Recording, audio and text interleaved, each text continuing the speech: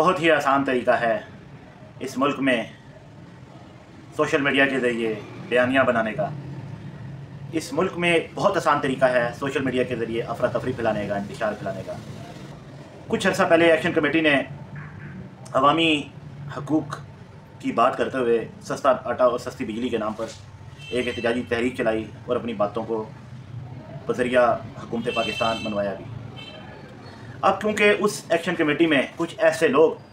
شامل ہو چکے ہیں، یہ ایکشن کمیٹی اس طرح ہیک ہو چکی ہے کہ آپ یہ اندازہ لگائیں کہ اس کو فارن فنڈنگ سے لے کر اس کے بیانیوں کو پاکستان مخالف جو بھارتی میڈیا ہے، جو بھارت پاکستان کا اصلی دشمن ہے، وہاں سے اس کو پذیرائی مل رہی ہے۔ کیونکہ مقبوضہ کشمیر سے آئے لوگوں کے خلاف اور آزاد کشمیر میں حکومت پاکستان اور جو ریاست پاکستان اور تکمیل پاکستان کے حامی ہیں، ان کے خلاف بیانیہ جو بنایا جا رہا ہے وہ صرف اور صرف انتشار کو دعوت دیتا ہے۔ اگر ایکشن کمیٹی اپنے آپ کو مقبول سمجھتی ہے، وہ یہ سمجھتی ہے کہ وہ آزاد کشمیر میں سب سے پاپولر تنظیم یا جماعت ہیں، تو الیکشن کو چند ہی ماہ رہ گئے ہیں، آئیں اپنی جماعت کو رجسٹر کروائیں، الیکشن لڑیں، جیت کر دکھائیں، اور جو ان کے مطالبات ہیں بذریعہ اپنی حکومت اس کو منوا کر اور ان قانون کو جو پہلے سے موجود ہیں اپنی مرضی کے مطابق تبدیل کر دے۔ اگر ایکشن کمیٹی کو لگتا ہے کہ وہ الیکشن جیت سکتے ہیں تو ان کو اپنی جماعت رجسٹر کروانے اور الیکشن لڑنے میں کیا پریشانی ہے؟ وہ مہاجرین کی نشستیں اور دیگر مطالبات جو ان کے بقول ان کے جائز حقوق ہیں، اگر وہ منوانا چاہتے ہیں تو الیکشن لڑ لیں، اس میں کیا حرج ہے؟ انہیں یہ لگتا ہے کہ وہ الیکشن لڑ نہیں سکتے یا الیکشن لڑیں گے تو جیت نہیں سکتے، اس لیے آئے دن روز کوئی نہ کوئی روڈ، کوئی نہ کوئی سڑک بند کی جاتی ہے تاکہ اس سے جو عوام اور عام پبلک ہے اس کو پریشانی کا سامنا کرنا پڑے۔ پہلے ہی آزاد کشمیر میں ٹریڈ، کاروبار اور انڈسٹری تباہ ہو چکی ہے، لوگوں کو اسکول جانے میں مشکلات کا سامنا کرنا پڑتا ہے، ہسپتال جانے میں مریضوں کو پریشانی کا سامنا کرنا پڑتا ہے، آئے روز کوئی نہ کوئی سڑک بندش کی وجہ سے یہ جو معاملات ہیں خرابی کی طرف چلے جاتے ہیں۔ آپ نے دیکھا ہوگا کہ سوشل میڈیا پہ اکثر لوگ جو ریاست مخالف بیانیاں بناتے ہیں، اس ریاست پاکستان کے خلاف بیانیاں بنانے کی کوشش کرتے ہیں، وہ یا تو بیرون ملک فرار ہو جاتے ہیں یا ان کی خواہش ہوتی ہے کہ وہ بیرون ملک فرار ہو کر ایک اسائلم یا سیاسی پناہ اپلائی کریں اور وہاں کی زندگی وہ گزاریں، کیونکہ حکومت مخالف، ریاست مخالف یا ان کے بقول ان کا بیانیہ مقبول ہے اور اس کو پروان دشمن ملک کی ایجنسیز اور دشمن ملک کے ادارے اس کو پروان چڑھاتے ہیں، تو وہاں سے ان کو ریونیو آتا ہے، فنڈنگ آتی ہے، اور اسی فنڈنگ کے بقول وہ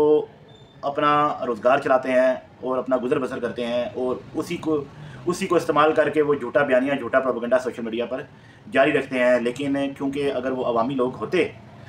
تو عوامی لوگ تو ہمیشہ عوام کے درمیان ہوتے ہیں، نہ کہ اسائلم ان لوگوں نے اپلائی کی ہوتی ہے۔ کہ ہمارے قائد اعظم رحمۃ اللہ علیہ نے، وہ پورے بر صغیر کے مسلمانوں کے عظیم رہنما تھے، اور اگر اسائلم لینے سے بر صغیر کے مسلمانوں کو آزادی ملتی تو کم کے اسائلم لے چکے ہوتے، تو کیونکہ عوام کا مقبول رہنما ہمیشہ عوام کے درمیان ہوتا ہے، چاہے سختی ہو، چاہے اچھا وقت ہو، چاہے برا وقت ہو، عوام کے درمیان رہنا پڑتا ہے۔ عوام کے درمیان رہنے سے ہی عوام کی اصلی مسائل پتہ چلتے ہیں۔ آپ ایک اور اندازہ لگائیں کہ پچھلے احتجاجی جلسوں میں اس ایکشن کمیٹی نے سستا آٹا سستا بجلی کے نام پر جو ریاست میں انتشار پھیلانے کی کوشش کی، جس کو ہماری وفاقی حکومت کی مدد سے چند گھنٹوں میں ڈیفیوز کر دیا گیا، مجھے یہ بتائیں اس میں جو غریبوں کے بچے مروائے گئے، آخر اس کے پیچھے کیا انتشار بازی ہو سکتی ہے کہ کیا مخالف بیانیہ بنایا جا سکتا ہے تاکہ ریاست میں جو گڑبڑ اور مسائل پیدا ہوں؟ مجھے یہ بتائیں، ایکشن کمیٹی کے جو چند نمائندگان ہیں، کچھ تو بیرون ملک فرار ہو گئے، انہوں نے اسائلم اپلائی کر لی ہے، آسائشیں ان کو سہولتیں، ان کو پاسپورٹ، ان کو نیشنلٹی ان کو بیرون ملک کی چاہیے، اور یہاں وہ ہماری جو ریاست ہے اور اس میں جو مقیم تاجر، نوکری کرنے والے لوگ، طلباء، عام پبلک کو وہ مسائل کا شکار بنانا چاہتے ہیں اور وہاں وہ امن و امان میں خرابی پیدا کرنا چاہتے ہیں۔ میں صرف ان سے یہ پوچھتا ہوں کہ یہ جو ایکشن کمیٹی کے لوگ ہیں، ان کے اپنے بچے کیوں نہیں شہید ہوئے؟ شوکت نواز میر یا یہ امان شمان جتنے بھی یہ لوگ ہیں،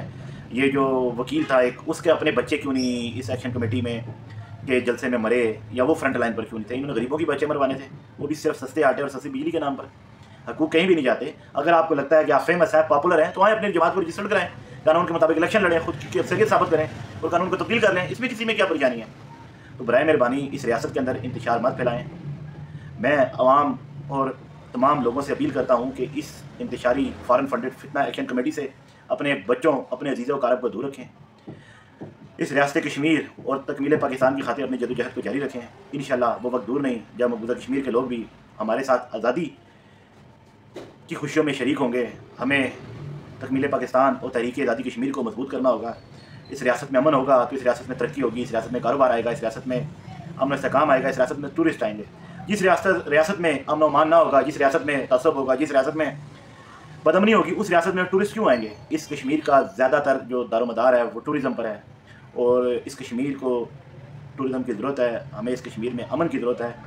मैं आवाम से अपील करता हूँ कि इस तहरीक आज़ादी कश्मीर के लिए इस रियासत को पुरअमन लोगों के हाथों में रहने दें। अगर कोई ये समझता है कि वो मकबूल है, उसका बयानिया मकबूल है, तो आए, वो इलेक्शन लड़े और असम्बली में आए और अपने कानून और अपनी नुमाइंदगी के हिसाब से वो इस कानून में तब्दीली ले आए। लिहाजा सड़कों में आम आवाम, आम पब्लिक को ज़लील व ख्वार ना किया जाए और गरीबों के बच्चे ना मरवाए जाएँ। शुक्रिया।